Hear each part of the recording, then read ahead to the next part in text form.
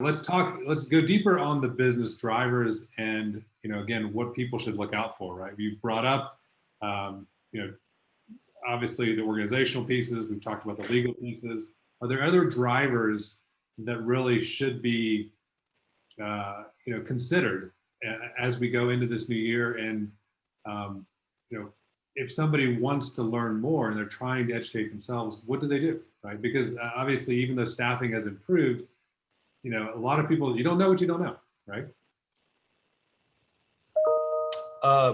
Well, Aaron, do you mind if I jump in? I have a thought here. It's top of mind. I am planning for 2021, so it's right at the beginning of the year. One of the things that we're seeing accelerate is that, it comes back to this overall theme. We have our customers competing in the marketplace of ideas. And so they want, increasingly, they want their software stack, they want the infrastructure that supports that software stack and everything else that's associated with it. They want that to be very custom for them. It's how they compete, and they want it to be, to use a buzzword, agile, or they want it to be as flexible as possible so that they can adapt to changing business circumstances. And so that's the biggest driver that we see. And that is both good and bad for a security posture. It's good because we have much more granular control over the stack and we're revisiting everything as they have these changing business priorities. And so when we're able to engage with our customers, we start off with something very basic. What's the objective that you're trying to pursue, right? You want to have secured, resilient data, and you have these other objectives. It needs to be faster from a software development standpoint and faster to run it when it's in the market. So then once we understand those imperatives, then we can break out into architectures and approaches that match where that customer is to get them to their goal. And that's our biggest driver that we see, is that our customers are changing the way that they think about IT to become a more emphatic business enabler. And then that makes these other decisions easier. Basically embrace the paradigm shift, right? Yeah, we're seeing that accelerate, and that's the biggest driver that we see. It's very broad, I know, but that is influencing how we invest to support our customers. It's influencing the tools that they take on board, and more importantly, the architectures and advice that they take on board from us to support those objectives. And so that's what we're seeing for accelerating through 2020, and that's what we're investing around for 2021. And I'd love to hear Aaron's comment as well, but I'm just maybe take a step back, and as we think about these drivers, maybe how did you each define resiliency? When we think about resiliency, like in all these different areas, like, do all businesses have the same definition of that when you think of how do you keep your business resilient from attacks? I'll go first on that, and I'm sorry, Aaron, and I don't mean to step on you, but they all have a profoundly different view on what resiliency is, and that makes it even more exciting. So, I mentioned casinos before. Think about the liability that a casino has for not having a floor with slot machines on it operating. That might be millions of dollars a minute. I mean, it's astonishing, the economic impact. And that could be very different from Ned's HVAC shop, where if my email's down, so what? My trucks are rolling, right? And I just picked two polar examples, but yeah, we see this profoundly different. It very much depends on what they're doing and the value that they perceive that they're receiving from the data that they produce and monetize, and their scale and everything else. So, and of course, the geographic distribution of their company. All of these things impact what they think of when they think about resiliency. But of course, it all boils down to everybody wants it 100% available all the time and perfectly secure. So how do we get there? That's the challenge. Aaron? Well, I think from my perspective, I like to think about what my customers, what's most important to them right now. And I think for, looking forward into 2021, things in 2020 were very reactive. A lot of customers were calling us to come and, to look at their cyber resiliency plans after an attack, or after the regulatory bodies put out statements like the FBI for K through 12 education or healthcare providers.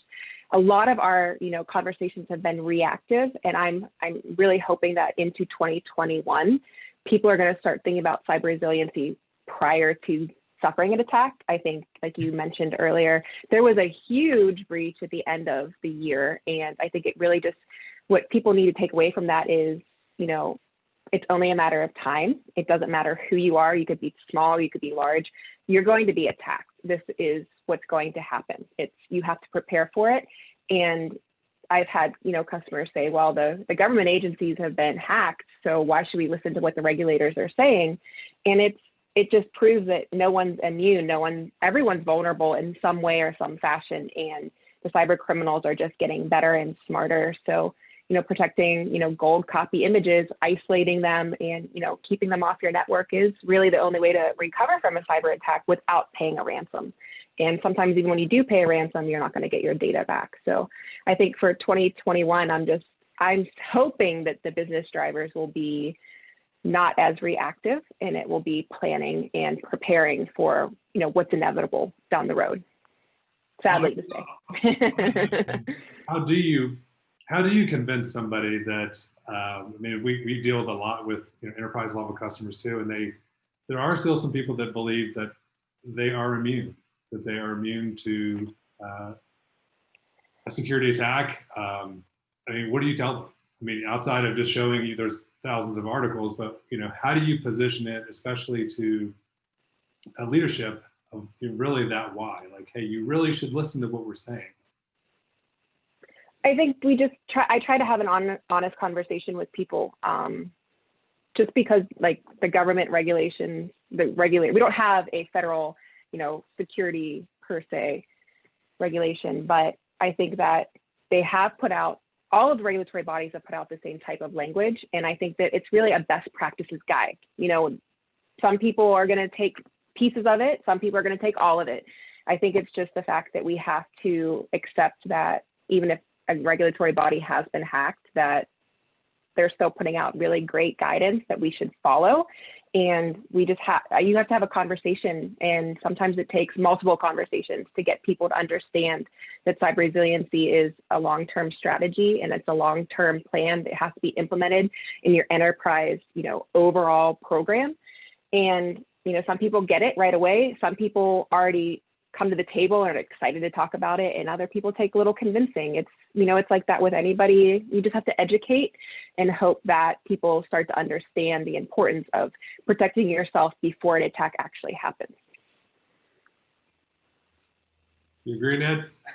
Well, I'm smiling because this is top of mind, which is how do you get this discussion going? And we're taking a very similar track to Erin, which is that, or to her and her group, which is that we first start out by having a very frank discussion with our customers about what's happening in the world of threats. Like why is the sophistication accelerating? And there's a bunch of reasons. There are state actors that are involved. They have effectively infinite resources, right? And they're strongly motivated to do things. That's the reality. There's no reason to hide from it. It's happening.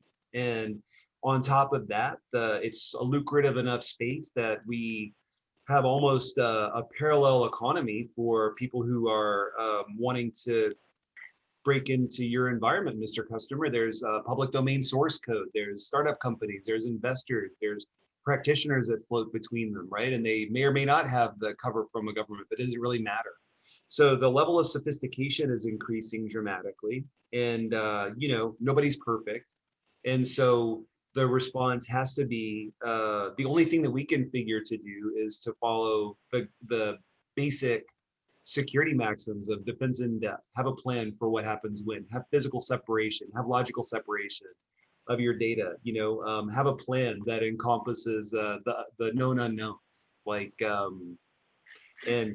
so that's how we're starting the discussions, which is, really just having a very realistic approach, right? Which is, there's no reason to sugarcoat it. And we're doing that a lot. And again, I emphasize there's no point solution. There's simply philosophical approaches that help. And those approaches, in the case of Dell, have informed a very robust product line that is very appropriate for being separated with good catalogs and other things. We can see that helping our customers a lot. But I'm not pretending that there's a product, right? We're focusing on, a larger, more holistic approach, I guess.